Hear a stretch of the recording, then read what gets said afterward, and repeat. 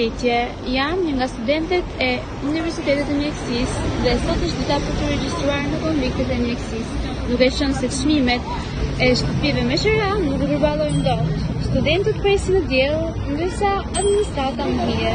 Në vërin e konvikteve të mjekësisë, qindra studentë rinë në radhë të papunë në diellin përvollues, duke pritur me orë të tëra për të regjistruar. Dosje në duar dhe djersa shurjet në balë tregojnë sharp lodhjen e tyre, ndërkohë, brenda zyrave të freskëta, administratët e konvikteve punojnë me ritme të ngadalta, pa u shqetësuar për gjendjen e studentëve jashtë. Ironia bëhet dhe më e madhe kur, me shpritjes së gjatë, disa studentë shohin se të tjerë futen menjëherë me mik pa respektuar datën dhe pa dhuruar të njëjtat kushte. Ky trajtim i pabarabartë vetëm se fillon shënimin e të rinjve që kanë ardhur plotëndra për të nisur studimet në mjekësi. Në vend që të gjejmë organizim, mirëseardhje dhe respekt, ata përballen me burokraci të plogësht, mungesë transparencë dhe një sistem që në ditën e parë i vendos përballë sfidës së padrejtësisë.